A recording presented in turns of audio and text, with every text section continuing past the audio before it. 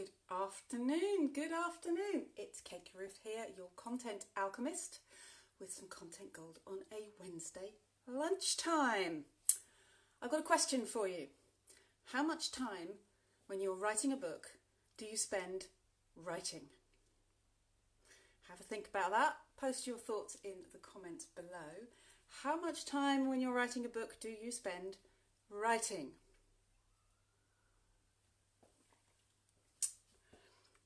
The answer? Not nearly as much as you would think. So we've already covered the amount of time one would spend on the planning process and getting ready to do the writing. So I thought I would talk today about the other end of the process after the writing. Editing. And actually editing is where most of the time and effort and actually the results will be focused. So I'm going to share with you today 3 things. Why this is so important, the steps that I go through when I'm editing a book, and I'm going to talk about some of the key things to look for when you are in the editing process. So that's what I'm going to cover today. So let's start with, why do I say so much of the time is spent on editing and where all the results are focused? Now, I used to teach people to write with impact.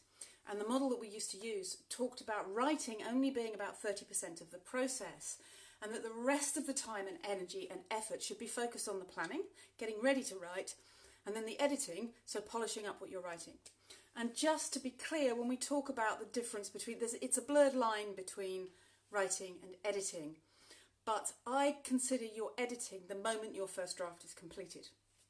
So going over it again is editing rather than writing, if that makes sense. So this is one of the reasons why so much of your time is spent in editing, because actually once a first draft is in place, that's where all your energy is spent. So, excuse me, why is it so important? Well, let me give you a simple analogy. Have you ever heard someone tell a joke, a really great joke that you love and think is hysterically funny, and then they completely mangle it? They don't get it out right, and they don't deliver it right, and the timing's all wrong, and they say it wrong. So your great joke is just ruined. That's the importance of editing. You may have the best story in the world, you may have the greatest ideas out there, but if your great story is lost because you haven't worked the words, then you run the risk of nobody getting your great story and you not getting your message out there. And that's the same whether it is fiction or non-fiction. So whatever it is that you're trying to get out there, the more time you spend here on editing, the better.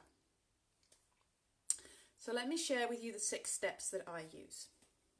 So, step 1, what I call inline editing.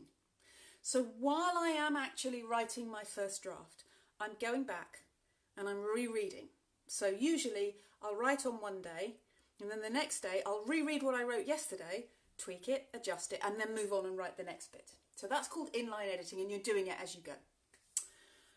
Step 2, when the first draft is complete, I do a broad review.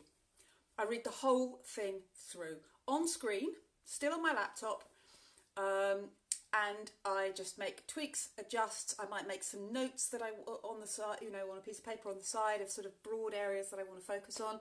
I might move chunks around. I might say I'm going to take that out. So that's a broad review, reviewing the whole thing. Now, when I'm writing fiction books, and if you know my Bremen Chronicles, you'll realise they are actually a kind of a bit of an epic that's spread across a number of books. I will then at this point go back and read the previous books again. So I will read them again to make sure that there's continuity between how I wrote the last one, that the stories link together, that my blonde-haired hero hasn't suddenly got brown hair, so that all those continuity errors and tweaks are just picked up so that the whole thing flows, and then the new edition flows on from where the previous ones were. So that's stage 2. Stage 3, I print. So I print it out, I have a paper review, and I sit down with A4 pages of my manuscript and I make notes on that manuscript. And there's two reasons I do this. One is if you change the medium, you change your own perspective of your own writing. Somehow, how it looks to me on a screen and how it looks to me on a piece of paper are different. So you pick up different things. I often pick up more spelling mistakes at that point. So that change of medium, that change of perspective gives you another view on the book. So I go through all those changes, and then I make those changes onto the on-screen version. I'm always doing version control, so I can go back 3 or 4 versions in documents. So I always save it as a separate document. It means if, for example, there's a disaster, I've only lost the latest draft. It also means that I can track how I change things and when I change things. And it's a really helpful way of just keeping a record of when things happened actually in the writing process. So that's step 3. Step 4, beta readers. So beta readers are, you may have heard of beta testing. It's used in the software world when something is ready for testing by other people, but not yet ready for release. The same applies in books. You get a few people to read it. It is worth getting it to be read by people who are not your best friend. What you want is honest feedback. You want an honest perspective and an honest view of your work. Not your mum saying, "Oh, this is lovely, dear," because mums sometimes do that.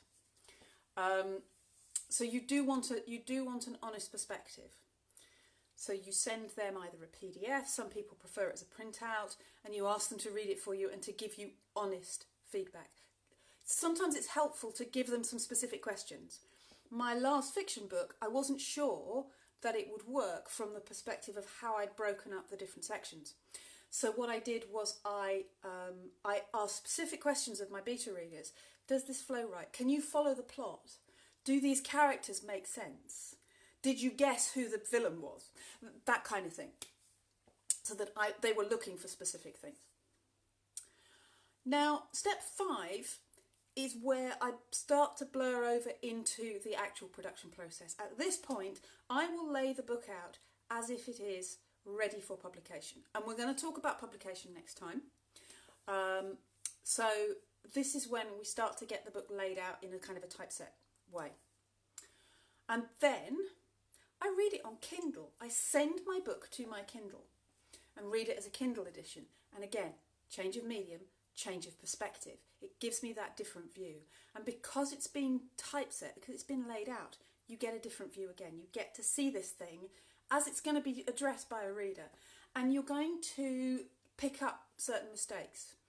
So if you're having it professionally typeset, some of these things won't apply.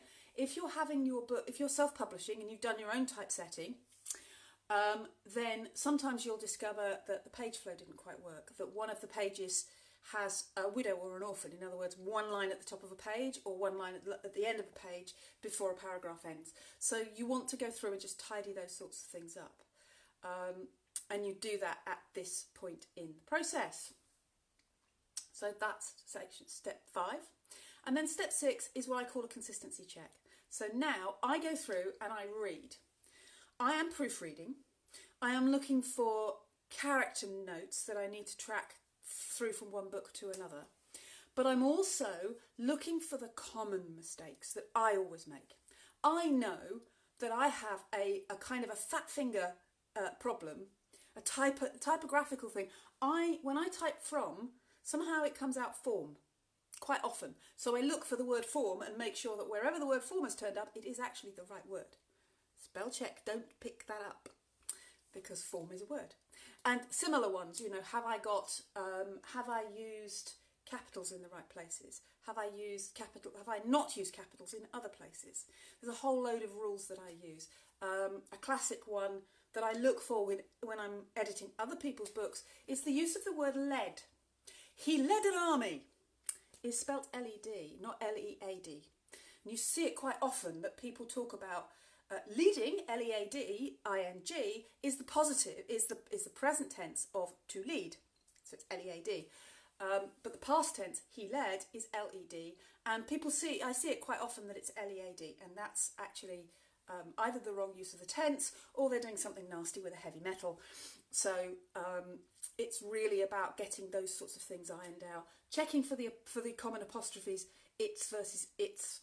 Which one have you used? Have you used the apostrophe in the right place? All of those kinds of bits and pieces. The ones that you know you commonly use, you can go through and you can global search and replace. So those are the kinds of things that I do, and some of the key things that I look for in that publishing process. Continuity of characters, the common mistakes that I always make. The other one that's really I always look out for when I'm doing this editing is, have I used the same turn of phrase or the same verb or the same noun a lot of times in close proximity?